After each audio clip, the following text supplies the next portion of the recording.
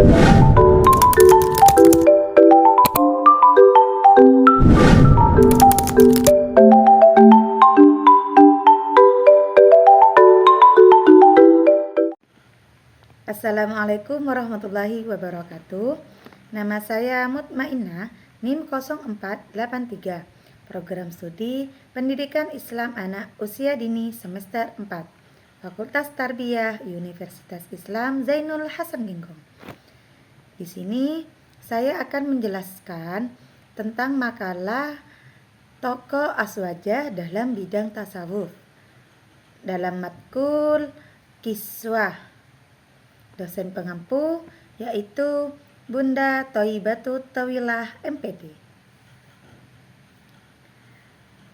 Baiklah, kita ke pembahasan. Makalah tokoh aswaja dalam bidang tasawuf. Pengertian tasawuf sendiri adalah ilmu tasawuf banyak diartikan oleh para ahli. Sebagian menyatakan bahwa kata tasawuf berasal dari kata sufiyah yang berarti serambi Masjid Nabawi yang didiami oleh sebagian sahabat Ansor. Ada pula yang mengatakan berasal dari kata sof yang berarti barisan. Sofa yang berarti bersih atau jernih, dan sufana yakni nama kayu yang bertahan di padang pasir. Nah, adapun definisi tasawuf menurut sufi yang dikemukakan oleh sejumlah tokoh sufi diantaranya adalah menurut Bisri bin Haris mengatakan bahwa tasawuf adalah orang yang suci hatinya menghadap Allah Subhanahu wa Ta'ala. Menurut Tustari adalah orang yang bersih dari kekeruhan, penuh dengan renungan, putus hubungan dengan manusia dalam menghadap Allah. Baginya tiada beda antara harga emas dan pasir. Tasawuf menurut Al-Junaid Al-Baghdadi yang wafat tahun 298 Hijriah, yaitu membersihkan hati dari sifat yang menyamai binatang, menekan sifat basyariah atau kemanusiaan, menjauhi hawa nafsu, berpegang pada ilmu kebenaran dan mengikuti syariat Rasulullah. Tasawuf menurut Abu Qasim Abdul Karim Al-Qushairi yaitu menjabarkan ajaran-ajaran Al-Quran dan As-Sunnah, berjuang mengendalikan nafsu, menjauhi perbuatan bid'ah, mengendalikan syahwat dan menghindari sifat meringankan terhadap ibadah. Menurut Abu Yazid Al-Bustami, tasawuf adalah melepaskan diri dari perbuatan tercela, menghiasi diri dengan akhlak yang terpuji dan mendekatkan diri kepada Allah. Selanjutnya yaitu tasawuf menurut Ma'ruf Al-Karki yang wafat tahun 200 Hijriah, yaitu mengambil hakikat dan tamak dari apa yang ada dalam genggaman tangan makhluk. Nah, itulah beberapa definisi tasawuf menurut para sufi. Definisi biasanya disarikan dalam karakteristik sufi yang disebutkan oleh Al-Tusi. Beliau mengatakan bahwa sufi adalah orang alim yang mengenal Allah dan hukum-hukum Allah, mengamalkan apa yang diajarkan, menghayati apa yang diperintahkan, merasakan apa yang mereka hayati, dan melebur dengan yang mereka rasakan. Oke, 2. Sejarah perkembangan tasawuf. Nah, benih ilmu tasawuf bermula pada masa Khalifah ketiga, yakni ketika terjadi peristiwa tragis dalam pembunuhan Utsman bin Affan radhiyallahu anhu. Hal ini berimplikasi terjadinya kekacauan dan kerusakan terhadap sebagian kaum muslimin.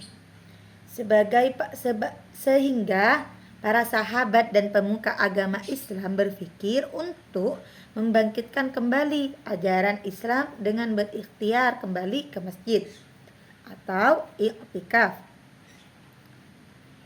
dan mendengarkan kisah mengenai targhib dan tarhib mengenai keindahan hidup zuhud. Dalam sejarah perkembangannya terdapat masa atau tahapan yang terjadi terhadap ilmu tasawuf. Beberapa masa tersebut adalah masa pembentukan, pengembangan, konsolidasi, falsafi, dan masa pemurnian. Nah, berikut adalah penjelasan tiap-tiap perkembangan ilmu tasawuf. Yang pertama yaitu masa pembentukan.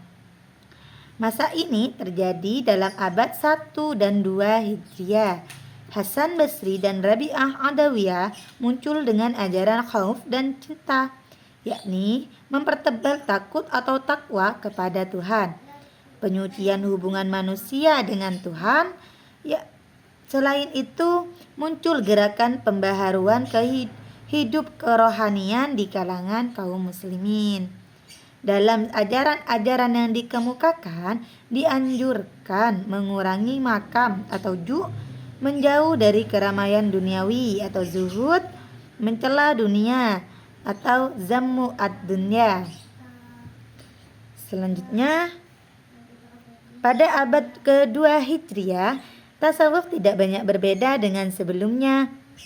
Meskipun penyebabnya berbeda, penyebab pada abad ini terjadi karena formalisme dan melakukan syariat agama, yaitu lebih bercorak pada fikih, yang menyebabkan sebagian orang tidak puas dengan kehidupannya.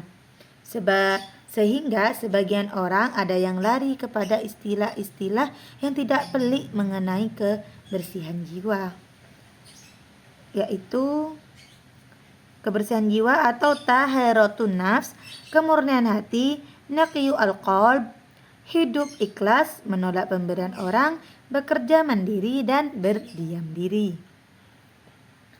Selanjutnya yang kedua, yaitu masa pengembangan. Pada abad ketiga dan keempat, tasawuf sudah bercorak kefanaan yang menjurus ke persatuan hamba dengan Khalik. Orang sudah ramai membahas tentang lenyap dalam kecintaan, fana fi al-mahbub, bersatu dengan kecintaan, itihad bin al-mahbub, bi al-mahbub, kekal dengan Tuhan, baqa bil al-mahbub, menyaksikan Tuhan, musyahadah, bertemu dengannya, liqa, dan menjadi satu dengannya, yaitu dengan Allah ya, ain al-jannah, seperti yang diungkapkan oleh Abu Yazid al-Bustami, seorang sufi dari Persia yang pertama kali mempergunakan istilah fana, lebur atau hancurnya perasaan, sehingga dia dianggap sebagai peletak batu pertama dalam aliran ini.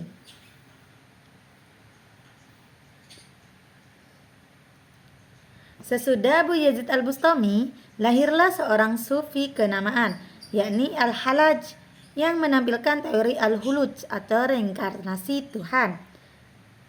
Al-Tusi dalam Al-Luma'nya menyatakan bahwa hulul adalah Allah memilih suatu jisim yang ditempati makna rububiyah dan leburlah daripadanya makna basyariyah.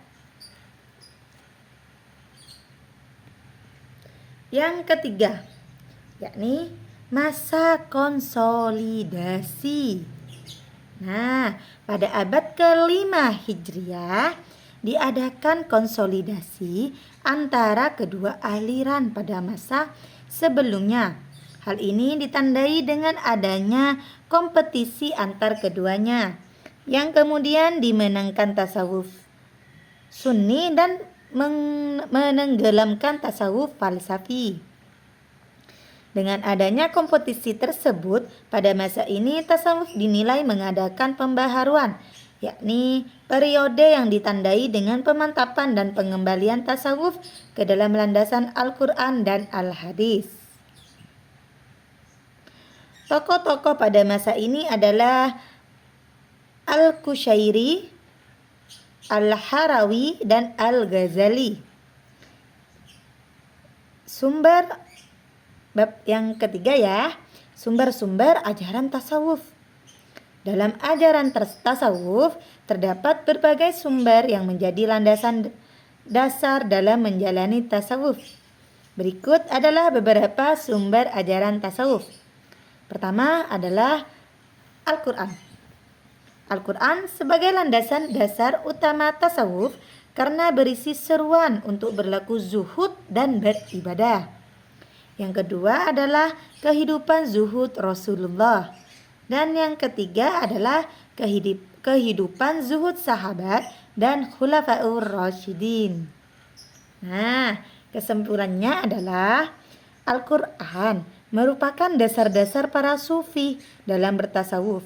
Kedudukannya sebagai ilmu tentang tingkatan atau makom dan keadaan atau ahwal. Selain itu, Al-Quran dan hadis juga merupakan landasan dalam tasawuf sebagaimana yang pernah dilakukan oleh Rasulullah di Gua Hiro, yakni tafakkur, beribadah, dan hidup sebagai zahid. Beliau hidup sangat sederhana, terkadang mengenakan pakaian tambalan, tidak makan dan minum kecuali yang halal, dan senantiasa beribadah kepada Allah. Di kalangan para sahabat juga banyak yang mempraktikkan tasawuf sebagaimana yang diperhatikan oleh Nabi Muhammad sallallahu alaihi wasallam. Untuk menjalani seorang sufi, kita harus bisa meninggalkan segala yang menyangkut dengan sifat kebencian dan senantiasa bertaubat serta mendekatkan diri kepada Allah untuk mencapai ridho Allah. Nah, sekian dari presentasi makalah yang saya buat yang berjudul Tokoh Aswaja dalam Bidang Tasawuf. Jika ada kesalahan, mohon maaf yang sebesar-besarnya. Wabillahi taufiq wal hidayah. Assalamualaikum warahmatullahi wabarakatuh.